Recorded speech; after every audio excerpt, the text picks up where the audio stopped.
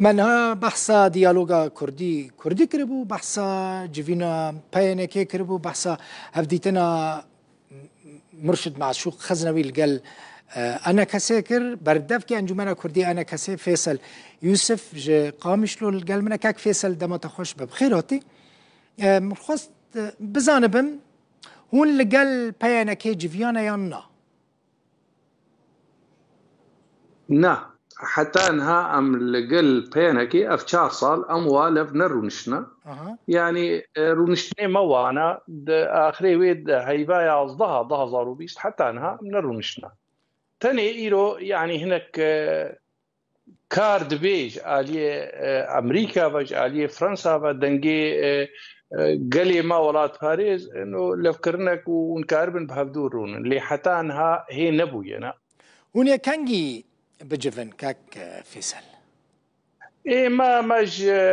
علمتي أمريكانا وفرنسية كربري دروجة وقتي أموال برونشتن إنه إيه ما تو وقتي تبرز غريكي ما درونشتني عم تخازن دريا رودا ويرجلي ما جويزان بهر وقتي ما قوتيك هالوستا كردي أمبيرنا جدا زارو بيستا وقتي قو دست في بود دست فيش خريا بريز مظلوم عبدي وبخوستنا أمريكانا وهر وقتي خوستنا ما قوتي أري شما نبو يانا أفرس أفقلك جاري ما برساي أبدا فرس غريك عالي ما نبون فيشتي وي دوكيومنتا جو امريكانا وكاك مظلوم وقع عندي اليه دي شما نكريه شما نبويا مزان دوساوي حتى فيشتي وين بن بيكر انه تشتي او راق عندن او السر انجوماني و اي بيشغيري وين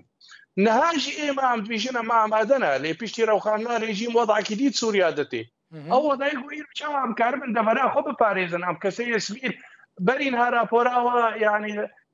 رزق رئيس قرطن ويجامري ألماني را ستيفن شنيك أو يقود بيجيد في كسيس في بين باراستن أم بشكل جوا كسيس في ديجو أم ناخذ دفرا مجارة كدي تري ويران بي وقت جهدي تري جوهاتي أب نما بمكان جومان قريدايا أو يكال واسا كردي جو ببي جبران نهيلي ببي بنجا جونا أو إيري شيء جو إيرو قفنتين جارة كدي تري دوباره نبي خلكي ما رحت بن آرام بن أم بيجي بيشياوي قالك جاري وقتك وهناك تشتغل قالك ويبي والله ابناء آلية تركابه تشتغل نا تمك دنجا كيف من تشتغل نج نعم دنجي وادجين قاسيكو ام بيجن ام وقت كردي سوري يعني خلكي ما جفا كاما هاي حدكي براسي بدنا كوشبريه وخازن ريكي بيبين كوشبي مسدي خلاص بقصدي بقريدايا بفانا كيف بقريدايا غوريكي شوي مسدي بين ابقى في قوتين أبا قد بنا بين والله هكا كهيا ريك شوية بيديتن ديار بكن وقت بيجي هالوستاوى جي مسألة باشا كاك فيصل تبر برسياري يعني بردفكي أنجمنا كردي أنا كسي يعني برشتتين كرم براستي مثلا لقوركو أز آقادار منك زانيارين الجمعنا أنا مظلوم عبدي چند جاران داخواست کریه که هون هف ببینن لی و هر دمه خو بیدن کریه براستی خازم وی بزانبم هون کنگی مظلوم عبدی ببینن والله از ویشتنا بشیرم يعني كاك مظلوم بري بشش رجع خص ما ببيني اي ماشي يعني ما خصت يعني ام نا يعني قال لك جاري برينها ما خصت يا جارك مظلوم خصتيها برينها صاري درباسوي ده قال لك جاري ما خصتي وكارنات يا اي روجي ام ندشي وينا في فان روجي دوي ما بستمن نا نسولين دربوس بوي ام بندا امريكانا وفرنسيا بو وتالي ده مجوارقو اون اولف كرناغو امجي تخوازن اون تخوازن او اون اركاليه مربكن ام قفن قوتين سرد براما اونجي اركاليه بكن ام بخلكي خوي سبيل ام كاربن خدمتك جواربكن وقيرجي كالوستا كردي او دي كومنتاغو هو وقع عندي وقت فرنسي امريكي وفرنسي جي اقدار ونكاربن كاربين از دبيجن معلوماتي واكريه تبرز غريك الجمالين اقا تشتيغو ما قوتي از دبيجن دروجيتي دا امريكا اربن يعني بريز مظلوم ببين بحاضريا امريكان وفرنسا وما قلت بحاضريا وانا فيش تبع مسألة ومجوار قلت يا اماده بن باش يبيت كنت تمك نيجي قدام كاربن هبدو اري حمو كرد لبندا ويا كان يكون هف ببينن هون ادنوا ائتلاف دا بمينن يعني هون يجي دركبن ايه ما يعني حتى انها او بريالاق وامي بمينن يعني فيش يكون اغاش هشتي هيبي وبردش برقو ائتلاف هي حتى انها وقت بيكاتكي بير تعامل بي ما تبريار ندايف واميجي فاكشن تاني ما قوتيا او بجهي بري ام تيدا ايغو لفكرني ما هو وبربانية بر ما في ملتي كرد بكن هاجربي وروجيتي ام كاربن بهدوره بكن امي بكن لي باسي ويجي ام بري جدا سياطه فاضي ده وقت بيكاتك بسري خبط امي بسري خوشي بخبتن وقت بيكاتك ناب نشانك ملتي كرد سرانسري سوريا لناب ابيغو ايرو واقعي نود هندروي سوريا ده تشيبو امي ولات باريزي سوريا تمام الى بشغلن وام كاربن فيش قرتنيش ملتي خرا بكن ما في ملتي ما سوريا مستقبل دبا كاك فيصل يعني از خازم به زلال بزانبم جبر کناوم دخوازن لگل پیانک دی شاندکه چیکن به هفرا بچن شامه دخوازه ما فين کردان بکن يعني هون به ائتلاف راناچن تو دران نها ايما نما مثلا ما ياما بينك ايما بيجين شاندك كردي وايما شي بري او دس في شريا بريز مظلوم عبده هي اواق وضاظر نوزدها براهي خديه جير براهي خديه يعني يلو اف في قوتين سربا نما مثلا اما شاندك يمشون شامي وخلاص يعني هناك تشهند فيها ملفكن يعني بري هركسي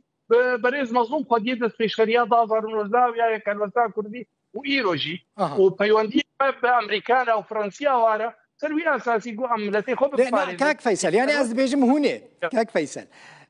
از بيجم هونه بائتلاف رابتشن يعني بالي كردي رابتشن داخوزا هوني شامي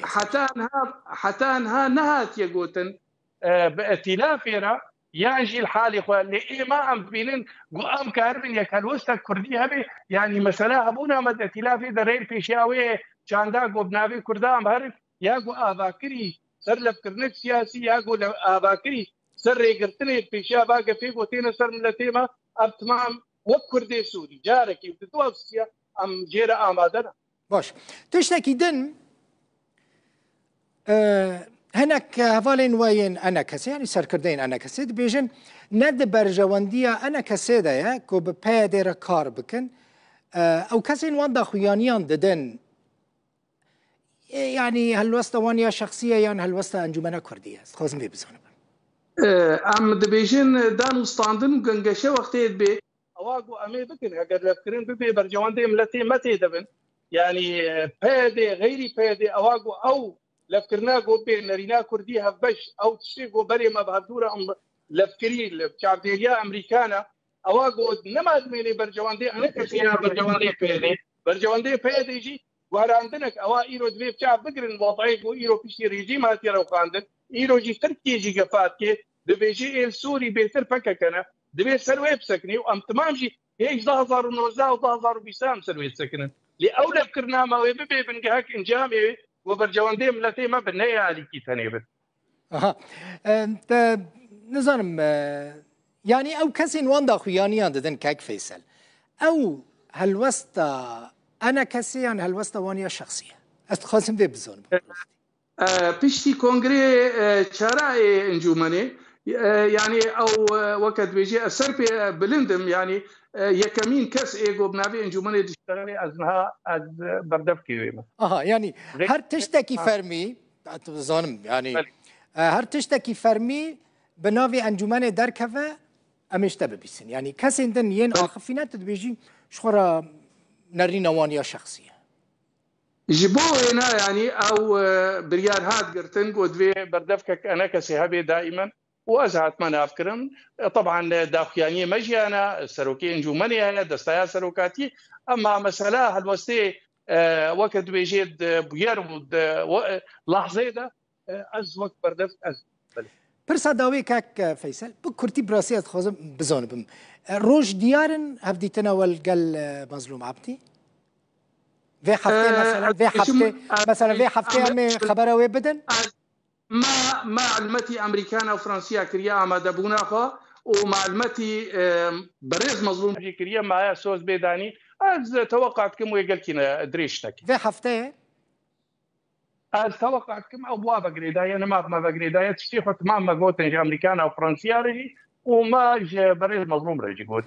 ما يقول اوج اديو هذا نل ادي از خازم بيتني بيجم جملتي مرة أو يقول بيجين إنجومن ناكي الخازم زان بن إنجومن تروجاجيش ده ظهرون وزا حتى إيروجي نقوتي أم نبي كالوستيرا برنامج ما بيكالوستا كردي ريج برجو برجوان دي متيدنا لهنا اكتشفنا وقت أم بيجين شوفوا أم كاربن خطري وكفاسر دبراقة نعم بردفكي تركانا أو يقول بيجين بردفكي تركانا جارك يبدو أفسيا شاشن ام بردفكي ملتي خو شاو باريزن قفاوز مخاطره بله مالا تاوا گلک اسپاس فیصل یوسف بردفک انجمن کردی انا کسی جی باجار قامشلو